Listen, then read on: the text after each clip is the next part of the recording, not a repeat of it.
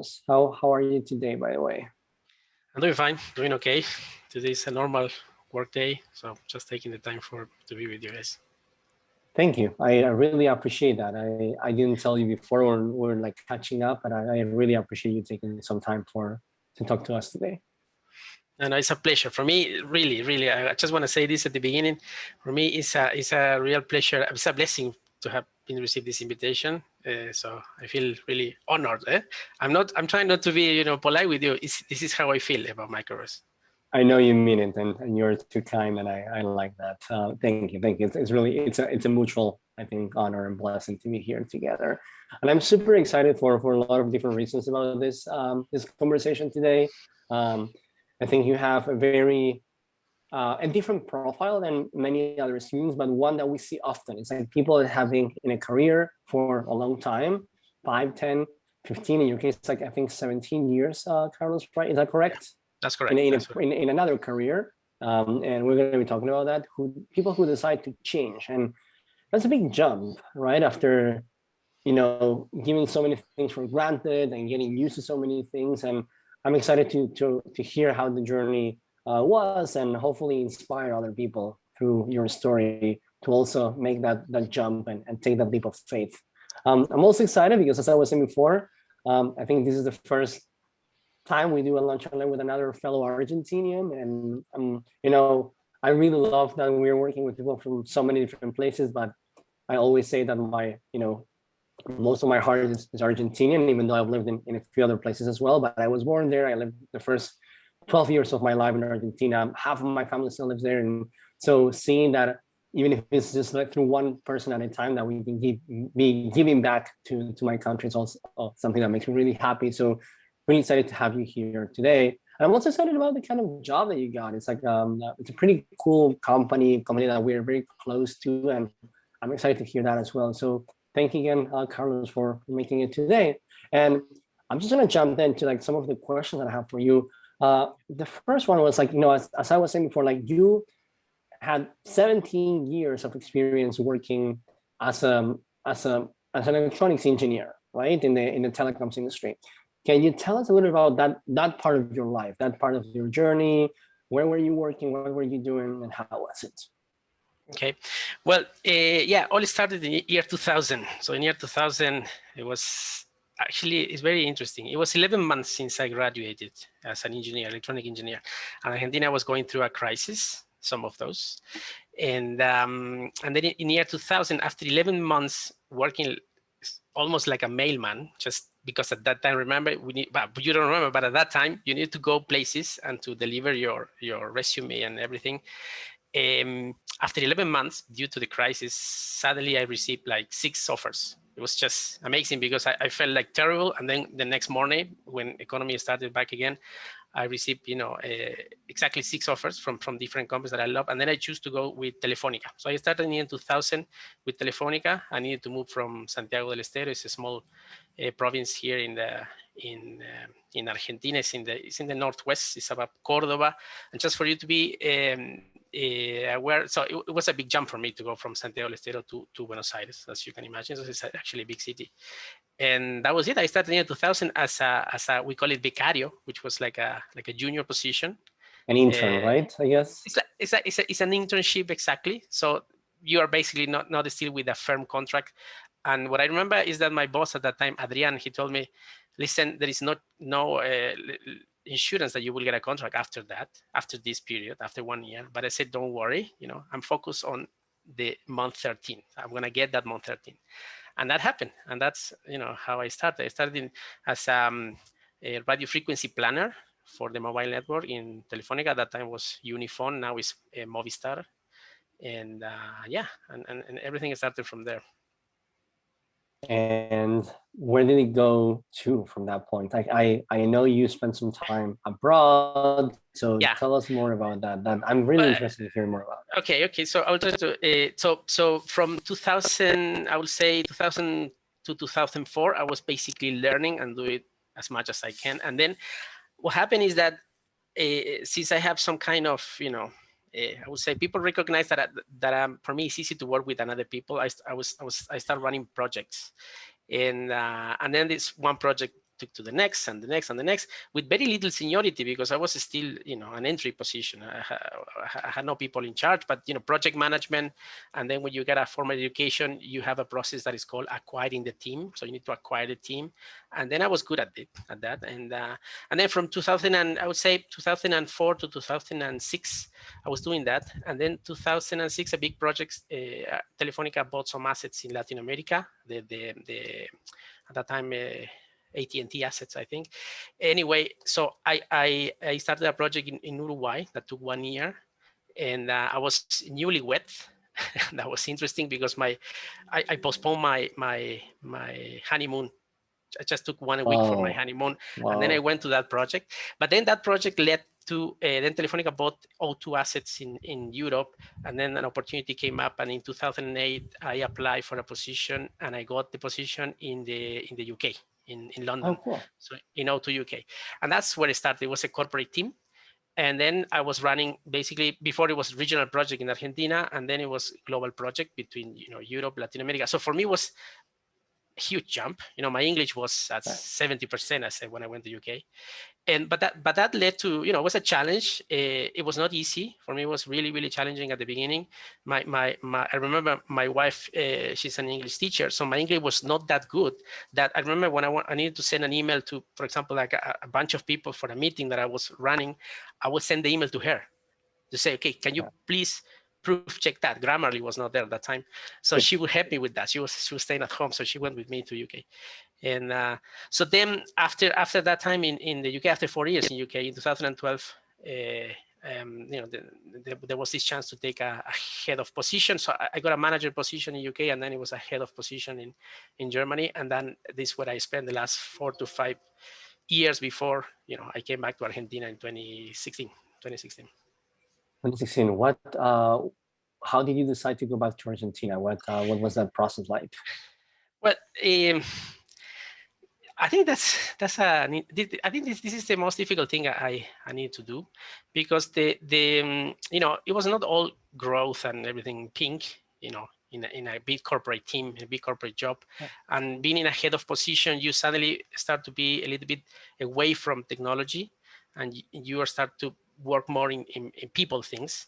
But then in big companies, you have an interesting amount of how can I say, extra stuff that you need to handle too.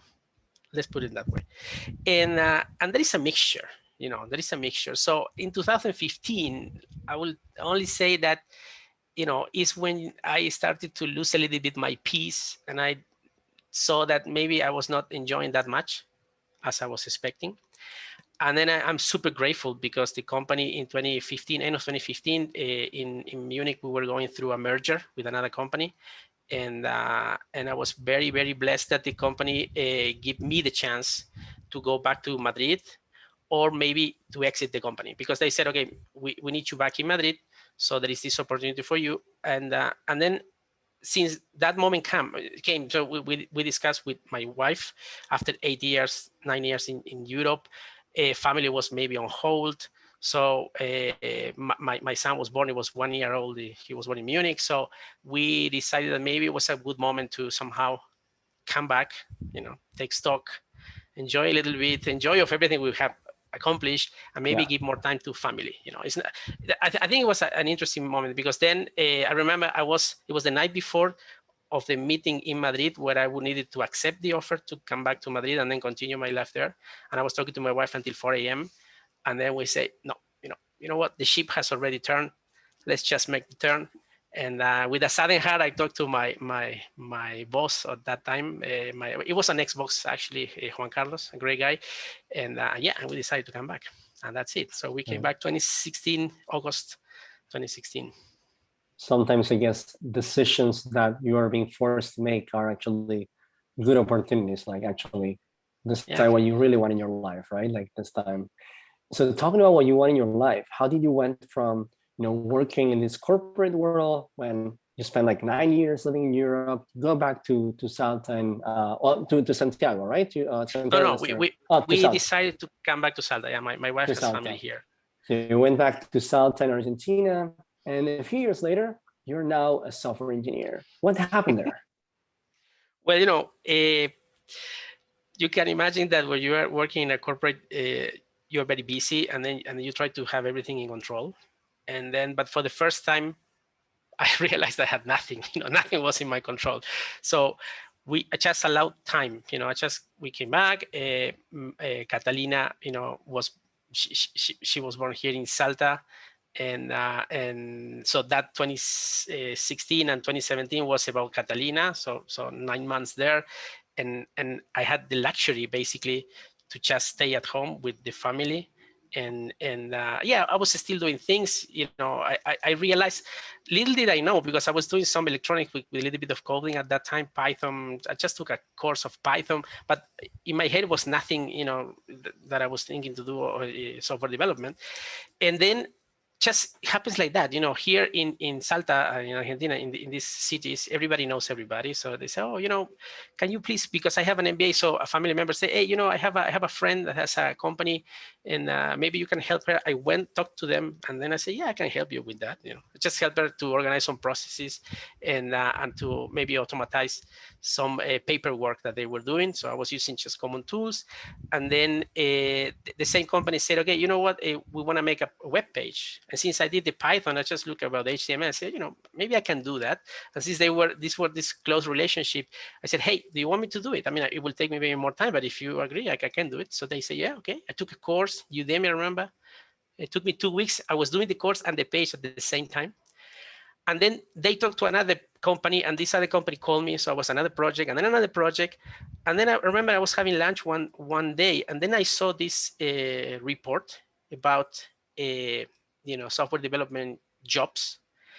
And then I saw that a guy with 2 years of experience doing full stack development was doing the same money that I did in Telefonica after 16 years. Different industry, different moments. You know, telecoms is right now maybe like a commodity at this stage. But they say, wait, what? And since I was loving what I was doing, I said, man, I'm enjoying this. You know, maybe I should, you know, just give it an honest try, because what I was just doing, it was just doing courses and taking advantage of people knowing me. and you know, and people that know me know that I will go to the full extent just to complete things and deliver. Maybe they're not perfect 100% all the time, but I do my best. So, and that's when I started to look for you know, okay, where can I learn this in the proper way? So I stumbled into you know, the boot camps, typical 18, 22,000, you know. And then I talked to the family and say, hey, you know, I'm thinking about this. The problem I have with my family, particularly my wife, is that she trusts me. So I always said to her, someday you should tell me, no, you cannot do this. You are not fit for this. It's not for you. Because then I will be motivated to do it, you know. But every time I go with ideas like this, she said, yeah, of course, you know, go for it. You can do it. You will do it. Oh my God. So then these courses were not a chance for me, because I needed to move away. I was, you know, thinking in maybe get some loan from family members, and maybe take, you know, 11 months just to go there, or 6 months. Some of them were 6 months, just and go abroad, and there was not really a chance. And then I really enjoyed to, you know, to search through Quora from time to time, and then I saw the Microverse advertising there. And then I said, what about this? I read it. I couldn't believe my eyes. So I shared this. You found us on Quora. That's so unlikely. I'm glad to hear that. I found you in Quora. I saw you in Quora. So then immediately I saw the page. I said, no, man, this cannot be. This cannot be. The only thing that gave me trust was that I found your name and that you were Argentinian. I said, okay, maybe, you know, it's an Argentinian trying to change the world, you know, one student at a time. So I will give it a go. So I shared this with an old colleague that, you know, working in IT, already retired. I shared Microverse page, and then he came back and said, man, this is the real deal. Go for it. You have to go for it. Trust me, just go for it. And then I sign up. And, you know, and then I'm here. So that's basically how I turned. So it was a challenging decision, of course, because the commitment of just stop doing everything else. So I stopped doing. I have some savings at that time. I had savings, and so I needed to stop the other projects. I had not so many clients, so there was something that I could do. I would have some things to do with them, to maintain stuff, but it was really almost to no income during that time. And yeah, that was, I would say, a challenging decision, but I think that helped me also to make sure to give it my best, just to make it work. I was talking to someone in the Microverse team today about how very often constraints and limitations are a great motivation to accomplish things that would be impossible otherwise. And it can be money, it can be time, it can be people, but to a certain extent, it can be very powerful. So you had, I guess, three important things. You had 2 kids and a wife, right? That in some way depending on you, counting on you on, exactly. You had to make it work. Well, but I didn't do it alone. So I'm not self-made, I would say. I received tons of help. Something that put peace of mind in my head was really, my cousin. He works in oil, also called Carlos. I remember this very clearly because he's right now in Azerbaijan. So we were having a Christmas dinner here in Salta, and I was having a chat with him on that dinner. And he helped me greatly because I explained all of this to him, and I said, what I need from you is that if I cannot make it, that I need to know that I can go back to you for help, because I will need some more little money, but at least something that will help me another 3 to 6 months, because I was not trusting that it would be for me so easy to get a job because of my age, just imposter syndrome, it appears there. And and then Carlos said, man, don't worry. Just, first of all, you will do it, but you count on me. So with that in my head, that was extremely important for me, because then I just give it my all, And then I had a lot of issues in the process. And lucky me, I never, had to go back to Carlos and ask him for money just to survive another 6 months. But that was it. So I received tons of help, especially in that case was family, but then especially inside Microverse, for each and one of you. So I think it's really, I'm really grateful for that. That's amazing. So you joined Microverse, I think, at the end of 2019, right? November 27th, yeah. And November 2019, and you took around a year, like 11 months to complete the program, which I think it's like, it's around average, but it's more than what we were like advertising at the time as kind of the average completion time. The average is a little lower, but I'm guessing, please confirm this, like you were assuming it wasn't gonna take so long, right? Right, yeah. My initial, I was really happy to read 6 to 8 months. I said, okay, yeah, I can do 7 maybe. But you know what? Thinking especially on risk management, I need 12 months money. I need 12 months because maybe it can take longer to get a job. So I was not doubting about me going through the process. But then, we had pandemics and family. Oh man, this is something that, for example, every time I had a chat with my stand-up team or my coding partner, I will always appreciate and tell them, man, the best asset you have right now, that you are super young, and you can do this and you can invest all the time you want. And I had one coding partner, so Hype, that he really blew my mind. He did with me Ruby on Rails, and by the time I was starting JavaScript, he already finished, and what was his his trick or his practice, his do. I mean, how he was doing that is because Hype work day and night almost every day. I will see him connected. So that's the trick. It's a numbers game. The more hours you put there, the faster you can go. It's nothing, of course, Sohaib is really a smart guy, super smart guy. And, but I was not able to do that. When you have a family, you still need to plan for things. And yeah, I mean, also because you're a little bit old, sometimes things, take longer to understand. But what was that journey during that year? Like, what were some of the ups and downs? I'm sure it wasn't like a straight path all the time, right? No, man, it was not a straight path. I mean, at the beginning was I mean, HTML CSS, because it was something that I was using before. That was good. Ruby was great. Ruby was really good. And I still remember enumerables. I can proudly say enumerables took me 3 code reviews. this is something that is like most people struggle so much with that project. I hear it at least like 5 times a week. but I So think we're doing something about it. But I think but I think it's a formidable project. I think in my case, probably you changed it already, but in my case, I learned so much from that, and I think it helped me greatly actually to understand that bit of Ruby. It helped me out in the stuff I'm doing right now actually. So then Ruby, but then Ruby on Rails for me was a challenge, a big challenge, and I remember Sohaib helped me. What was the hardest thing about it? The hardest thing is because it's very opinionated. So you need to, so I think I tweeted about that. I felt like these Chinese guys with the dishes, when you're trying to put everything in place so you understand, one will fail and then you need to go and start again. And, but then so basically, I would say there helped me tons, maybe a little bit of my previous experience, but you just need to keep pushing. Just go back to it, maybe find another source of information and go back to it, try to find another angle to understand the concepts. But once you do, it's magic. Once you do, Ruby on Rails just open up the world for you. And so I would say that was a struggle. Then the other thing was, the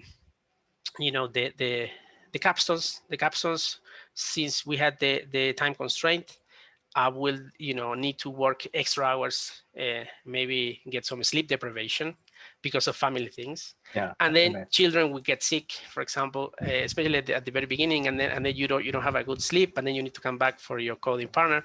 And so those were the things that I would say those were a struggle. And then the imposter syndrome, because then I will see my coding partners going faster than me, and it's impossible not to compare yourself.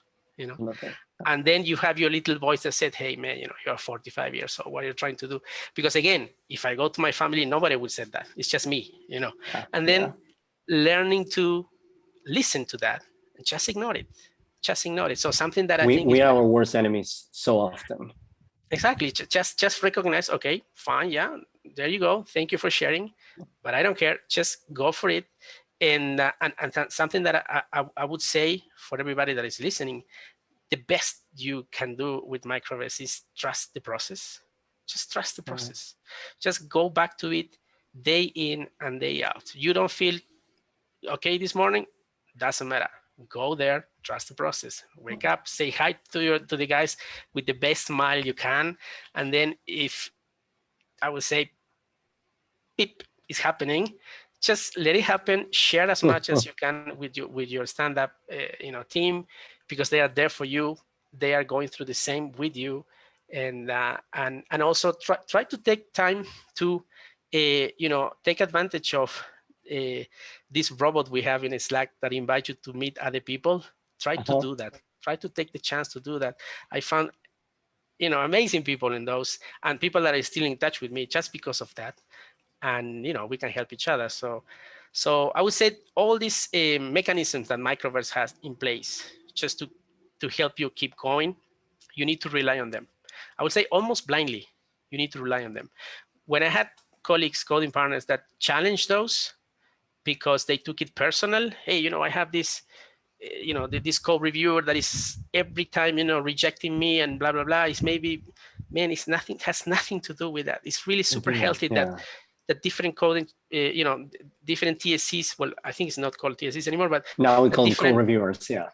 Yeah, the different code reviewers see your project. That's actually a blessing that different people can see your project, and every time they point out something, it's an opportunity for you to learn even more. It's not personal. So I think that those things help me greatly during that year. It's complex, right? Because then when you look at each individual's like reality, background, circumstances, some people don't have savings for like 12 months. They have savings for like 9, so they know they need to finish in 6, and then it's like this code review process that could have been more efficient. And for us, designing this like maximize learning. And I agree with you, right? Like getting different people to review it from different perspectives can be very useful. But to do it in a way that at the same time doesn't block you so much, like we're always thinking about this, and there's a lot that we can do to improve. But I think you need to accept both realities, and then the different people will give a different importance to each side. But I mean, I think it's so wise that and good that you were able to approach it that way, and probably speaks also about the maturity that you have as a professional as well, right? That you have, you know, gone through different learning processes in your life and understood the importance of, you know, taking the time and the importance of persistence. Just keep going every day, and then one step at a time you make it. By the way, a little pause because I forgot to mention this.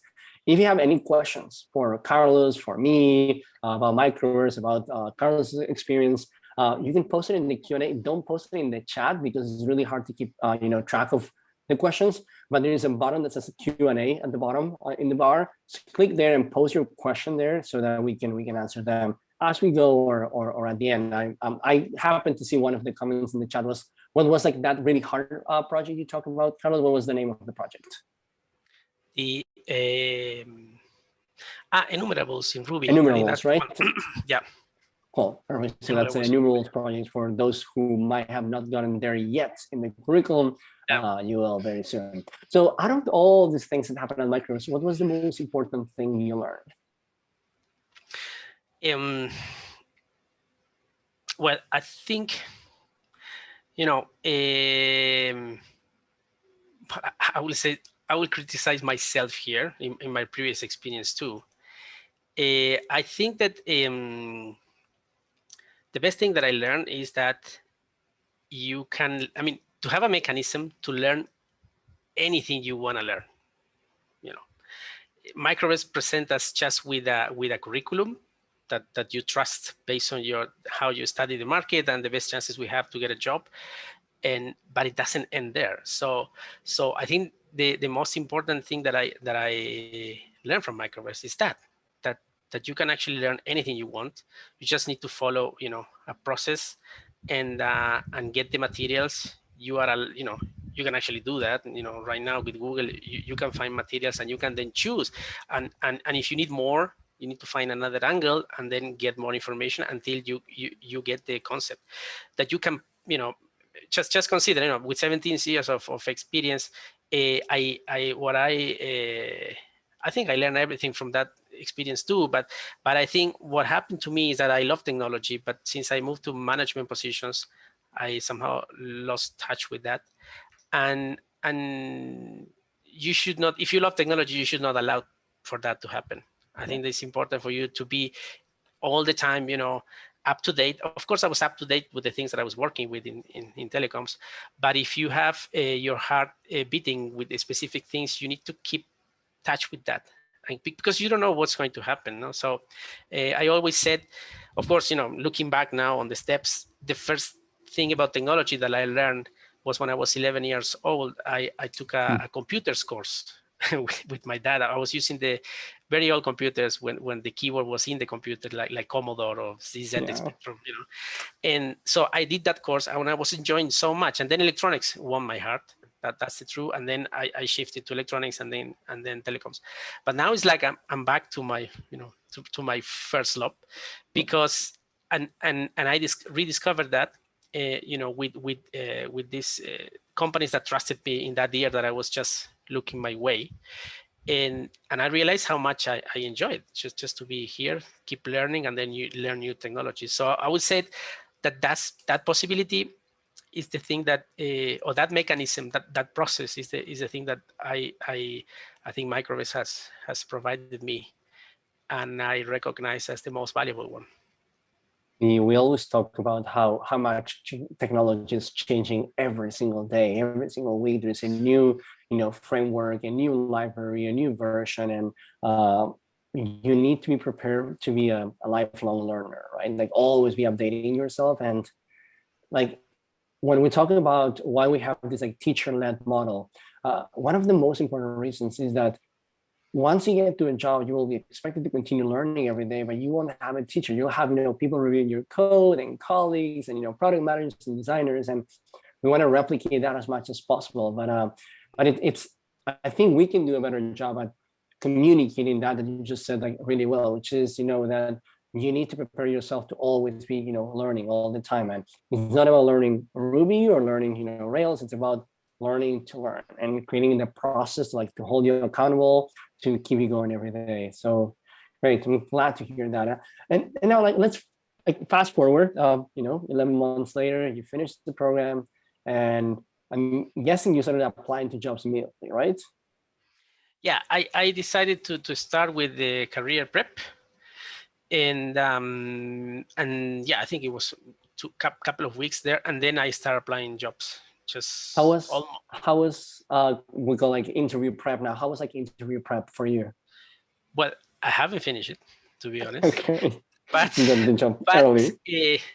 Exactly, yeah, I got the job before finishing, but I think it was great because everything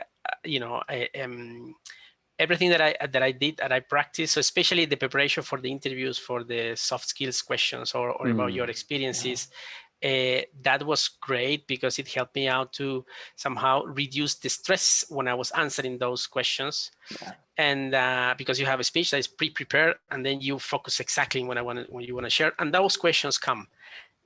At the beginning, I couldn't believe it, but those questions come. It's almost they are reading verbatim, from our lessons in Microverse. And so I didn't have the chance to have these mock interviews, but I was having interviews with with the employers that they wanted to interview me. The actual ones. So yeah, the actual one. So Jen said, okay, I'm not too worried because you are still practicing. So yeah, let's keep going. And then yeah, I think it was almost 4 weeks or 3 weeks in the career prep that then I got this particularly interesting proposition from the company that I'm working with right now. And yeah, and we can go this maybe later when you want. Yeah, no. Let's jump to that. What was that proposition? How did that work? Okay, what happened is that a stand-up friend, Ivan, he said, hey, you know what? We have a colleague in Microverse that is working in this company, and he sent me this opportunity. He referred to me, and I'm taking the test. So I want to refer to you. So they called me. I think Ivan referred to me on a Tuesday. On a Thursday, they called me. Hey, Carlos, we want to share with you this non-technical test. They call it non-technical test. So are you able to do it? Blah, blah, blah. Yes, okay, I can do it. Yeah, no problem. And then I took the test on a Wednesday. It was a non-technical test. It was basically, if I summarize it somehow, it was an intelligent test. So they give you, this things. For example, okay, what happened if you fold a piece of paper and then you pierce on one side? When you unfold it, how the things will come up. And then so this was the core part of the test. And there was another part where they will show you how attentive to details you are. They will ask you, and then it's also it's a site that you can get access to, and then this site will show you different components. For example, where you need to focus on the style. What things are different from they give you 2 options, and you need to choose. Okay, this is the one that is wrong, and only you know why. You just need to click one, and then there is an evaluation, real life evaluation, and it takes you 1 hour, and then you do that, and then they give you this intelligent test with the piercing thing. That was shocking for me because these are the kind of tests that I used to do in telecoms. These are the kind of tests that they will give you, and then after you finish those, another half an hour doing those, they will go back to the first test to see how much you remember, exactly the same test, and then you will be scored again. And they are focused on speed, how quick you are to give your answers, and also how precise you are. So that test, they told me right away, I think half an hour later, okay, you passed this, we now need to book another one. And this was a take-home project. But then I realized that in the take-home project, I was, to be honest, I'm really a little bit embarrassed about this, but they give me the take-home project of a senior full stack developer. So they give me 24 hours to take APIs from the company and to build anything I want with those APIs and to actually come up with something new that they don't have in their current solution. And then I say, okay, how can I do this? Because of course, and then those were, I work, first of all, my thought was, okay, this is it. This is my chance. This is it. I have to, this is going to be life and death. So this is it. That's it. So just I stopped live for 22 hours straight, 22 hours straight, and I delivered something. So immediately, I built, this is the Torreco webpage. And so what I built, I built a wrapper that will go to the API, check your account based on the account name. And then I will use Cloudinary just to host. I just give the possibility to add to your profile a video profile and also take a picture from using your webcam. Cool. And so I use Ruby on Rails, Rail, React, and then I learned how to use Cloudinary because it was really cool. Later I learned that they are using Cloudinary actually, but in 22 hours I was not able to do all of that what I just said. So they come back to me and they said, okay, you know what? It's not enough. Still, thank you very much. And that was it. So then I wrote my answer. I wrote first one answer. Pissed off, imagine this was after taking the nap. 2 days later, I got the answer. I was an interesting amount of, I was not happy. That's what I would say, because somehow you feel entitled. Okay. Somehow you say, hey, I worked during 22 hours and then, you feel entitled, which is the wrong approach, I would say. So I do what I always do. And I learned this in my other job, just wrote the first thing in my head. It was not a good email. Okay. And I just walking around, came back, read it again, and change it. And the approach was, okay, let's not close any door or nothing. And just explain honestly what I think they can improve in the process just for the next guy. So I wrote that and say, hey, 22 hours is not enough, blah, blah, blah. I explained, but thank you very much for the opportunity, blah, blah, blah. 2 days later, they come back and say, you know what? We were thinking that 22 hours is not enough. Why don't you take another 20 hours and spread it? It was a Saturday afternoon, and spread it and send something on Monday night. From Saturday, Monday night. And it was Saturday. So then I remember I put everything on hold and then I delivered something. And so that was unusual for me because none of the other companies that I was applying for that time were doing stuff like that. I mean, some of them wouldn't even answer. And after the, ghosting you and so on, that's very typical. But anyway, but what I learned then is, and I put in practice, I would say, is that just express what you want to express with a very kind approach, and just don't shut any door. Don't take it personal. They are trying just to find out if you are the right fit from what they need. And that's the process. So trust the process, just do it. And then after I submit that 3 days later, so I was talking to Jen, about this, and they just called me and they say, hey, you know what? We have for you a junior position that pays this much. It was very, very little. And if you want, I can set the interview with the director, engineering director.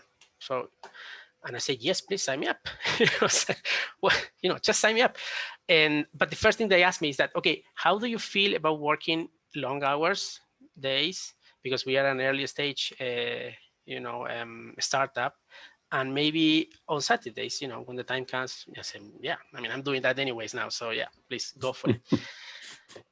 Talk to Jen. Jen made me realize, okay, just be careful, she said, because that's a lot. Okay, you just need to, they're telling you this upfront because you need to be, aware of the things. And I say, yeah, for me, it's okay. And then I said about the money, they're just giving me the chance for it's basically like an internship, but the money is not enough. And then she explained to me how to approach that. And Jen, by the way, was your coach, right? She was exactly. the assigned coach at Microverse with you. Okay. She was my assigned coach. So I would be sending her messages and, through Zendesk.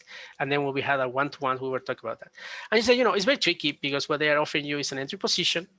But still you can still do things. And basically it's about being 100% honest and just, explaining them that with that kind of money, you cannot ensure that you are going to be dedicating all of your time to them. You will need to do something else just to cover your expenses. And that's actually a great point. It's not a really good one. It's not just to say, hey, please bump up my salary. No. It's I cannot commit myself 100% because I still need to eat. I still need to. So anyway, the thing is that the interview with the director went ahead. So he went very specific to my project, and I was very glad because he said, okay, I have this review for the co-reviewer that saw your project, and he's still telling me that it's not enough. Why you did this? Why you left? For example, just for you to know, I left some commented code there. Crazy error. We know that. We train for that. After 11 months, I did that. I left some console logs there in JavaScript. Oh. But then I was absolutely honest with them because there were so many, in the process, and you need to deliver in the deadline. I said, I just made a trade-off because the time was not enough. I just did a trade-off. It was a conscious decision. Shall I go back and clean the code, or shall I finish and deliver a product that actually they can see and test? And I decided to go for that and take the risk of the clean code. With more time, I can come back and clean the code. That's it. So, but that was my answer. So he liked it. He said, okay, yeah, that makes sense. It's interesting, but only if you have the chance to discuss. So you cannot just shut doors. You need to give honest answers that keeps you in the process. And that is what worked for me. And anyway, 2 hours later, no, not 2 hours later, while we were having that meeting, half an hour later, I received another interview. And then there was the tech lead. Interview with the tech lead. He made me more questions, and then he gave me coding challenges. At last, he gave me a coding challenge. Okay, hey, this coding challenge, hacker rank coding challenges. One of the coding challenges we practice, similar one. Oh, cool. Yeah, similar one. So when I saw I already knew somehow how the solution would go, and then something that I would recommend you to do is don't just go right ahead and code the solution. Just come up with a pseudocode. Hey, man, this is how I'm doing. First step, I need to do that. Second step, I need to do that. Third step, I need to do that. And then once he give you feedback, because they will, oh, yeah, that makes sense. Yeah, you just continue step by step. Okay, now step 1, now step 2, now step 3.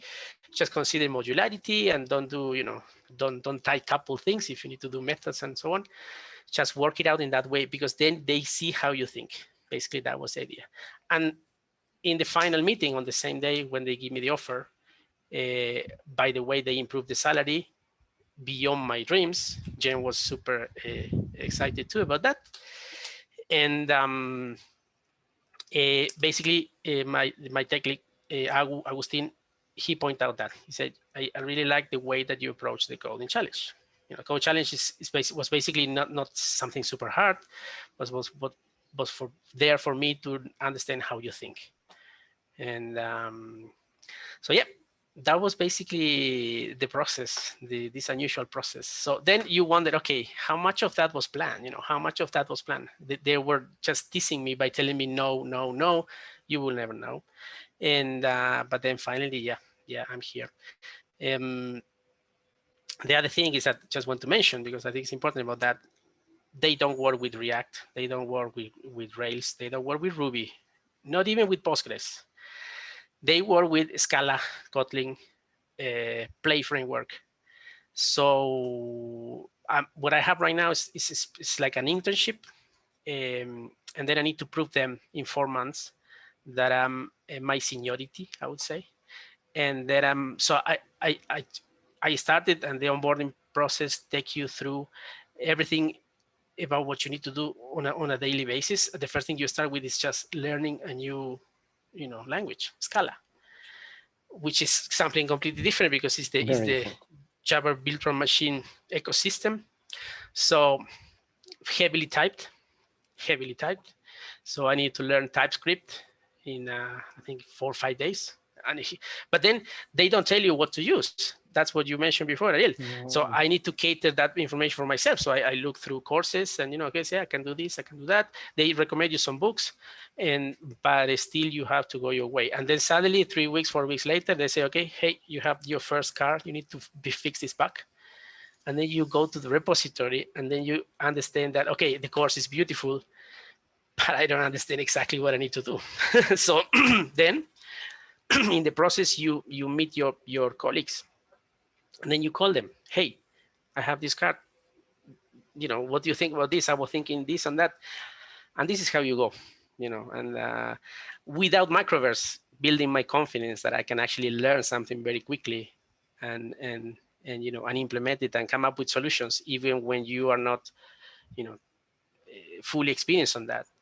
I think it would have been maybe, I will not say impossible, but definitely 200% challenging, more challenging. So many people ask, why do you teach Ruby? Why Rails? Why React? And I always say, like, really doesn't matter. You need to learn how to learn. You need to have strong foundations and have no fear to continue learning for the rest of your life. And that it's a different mindset. So many people like start on a given language and then they see an article that there's another language that is more popular now and they jump, and at the end they keep jumping and at the end it's like, no, just pick one thing, get really good, and you're going to be able to apply that to whatever else you learn. Once you have a job, you're going to have to continue learning. So I'm glad that we have you as an example for that, because I repeat myself very often, but I think having actual examples like yours say like, no, Yeah. this is the way it actually happens. I think it's super useful. Do you feel imposter syndrome at your job every once in a while now? Every day. I'm feeling imposter syndrome now. I was just saying, Ariel, Yeah, that well, I was not even feeling secure about this call. But yeah, imposter syndrome. Yeah, the beauty of it, what happened to me at least, again, I think I'm blessed, is that I have a Microverse alumni working, a couple of them working in this company.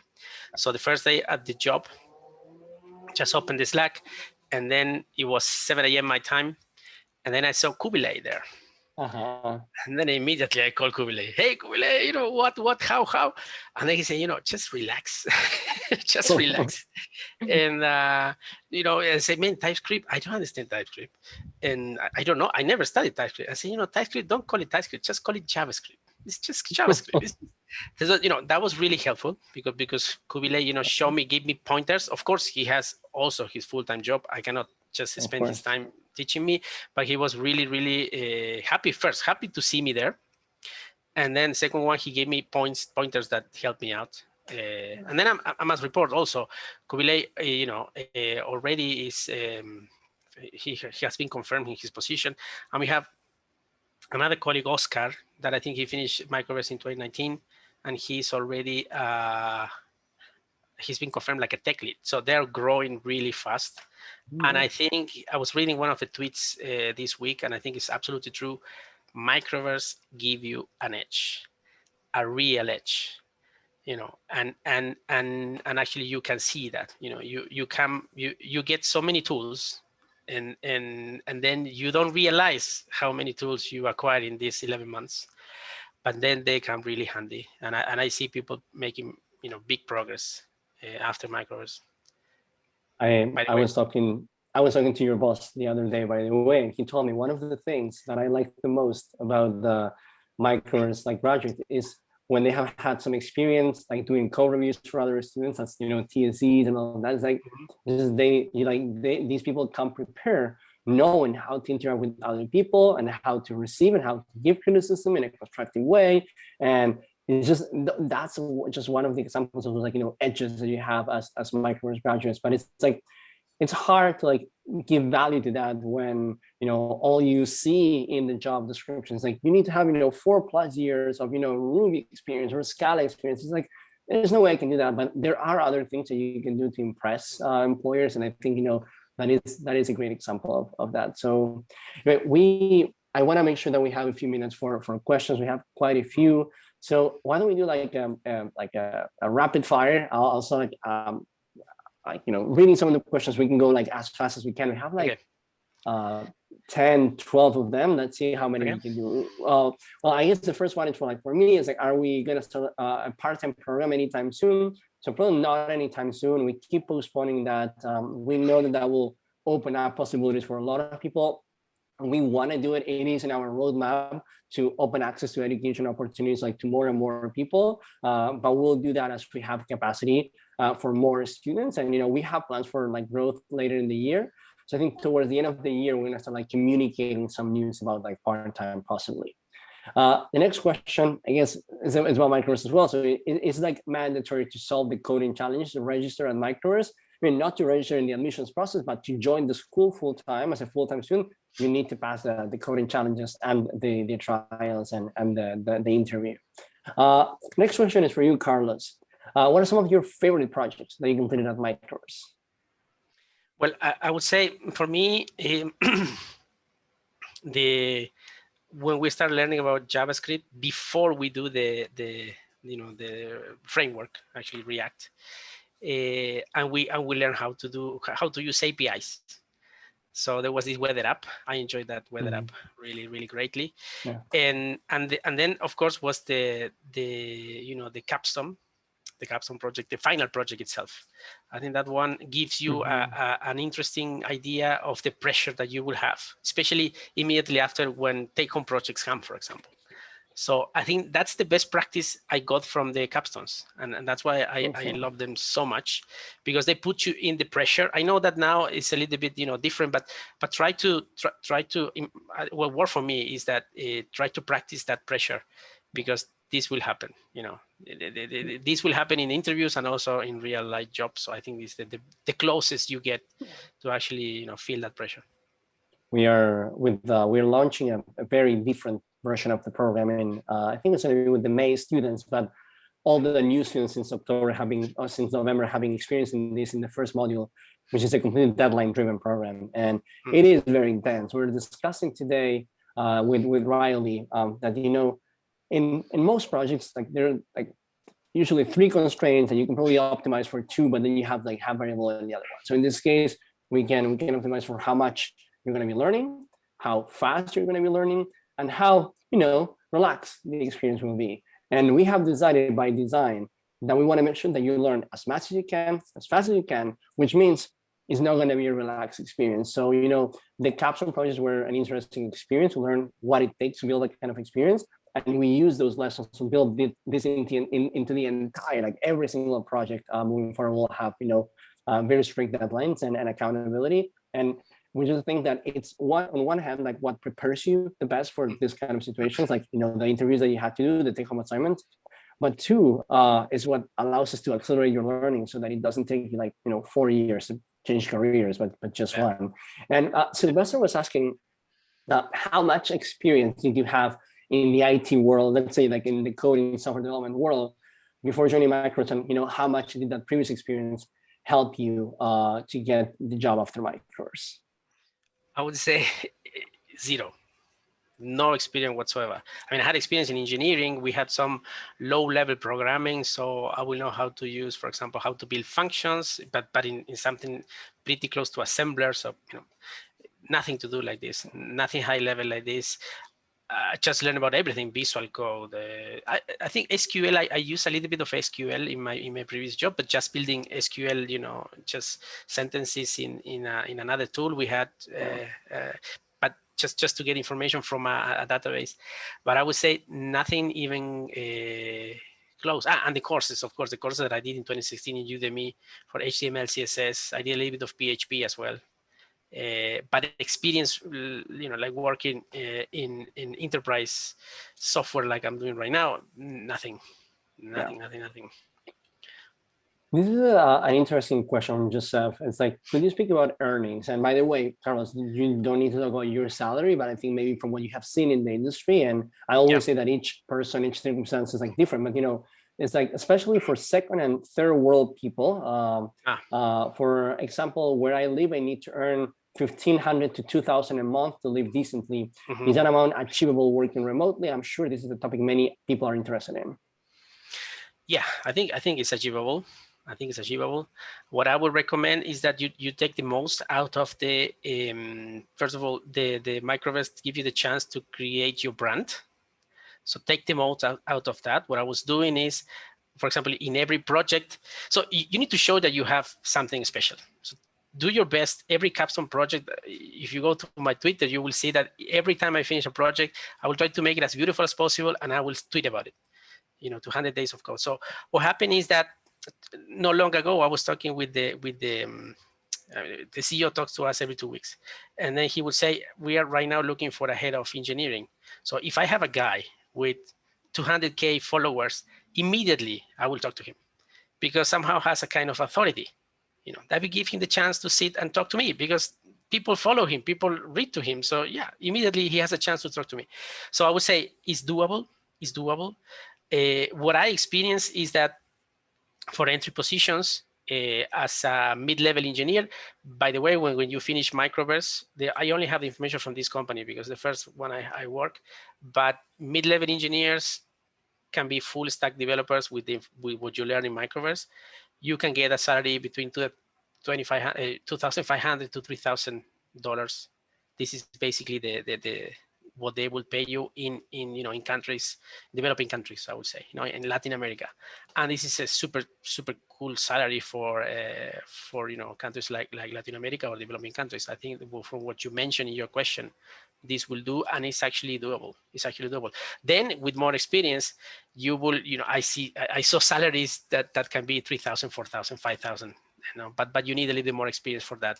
And then entry positions, the minimum I saw was $1,000 so far. But then you need to see taxes. So it's an interesting, but I think it's absolutely doable. It's absolutely doable.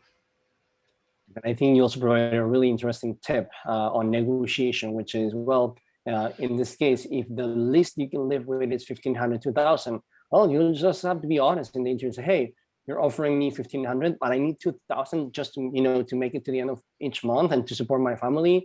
That is a great way to negotiate, much better than saying, I just want to make more money, give me more money, right? That's exactly. Exactly. And the point, what you said, Ariel, and the point is that you will say, yeah, I need more money and I will need to look for it. So you will not have me 100%. You will need to share my attention. And yeah. Well, we're on time. We have to say goodbye. So Carlos, what is the best way for people to contact you with you?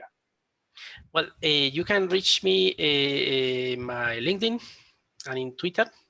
Okay. So I have them here. I'll share them. I had them ready just in case. Okay, so LinkedIn and Twitter. Yeah, exactly. And what I would say to my current company, just to summarize, anybody who has finished Microverse, the program, I can recommend. I know that Torre is actually maybe not now, but maybe later we are going to be looking for more people. More people. So just give it, have an eye on it, and then I can recommend you just to be with that process. And I see that they interview lots and lots of people, and yeah. Excellent. Thank you so much, Carlos. Thank you, everyone, for joining us today. I really appreciate you dedicating this time to all of us, and super excited, super happy for you, and looking forward to seeing this journey that you're going to be going through. I'm really excited for you, Carlos. Thank you, Ariel. Thank you. I'm really blessed. Thank you very much for this chance, and for all the guys there listening. Just go for it and just continue. If you are in the middle, trust the process and you will do it. Guys and gals, let's not forget that. We need to change that. We need to start getting more gals into this industry. We are doing a lot for that. We have to do more. Exactly. That's another thing. I'm trying to do my best with the girls, the all clever girls we have. And by the way, Torre, we have a lot of people, the engineers and product managers that are really doing great. Great. Yeah. Let's have more of those examples. All right. Thank you so much, everyone. Take care, and we'll see you for the next Launch and Learn. Bye, everyone. Bye, Carlos. Bye, Ariel. Thank you.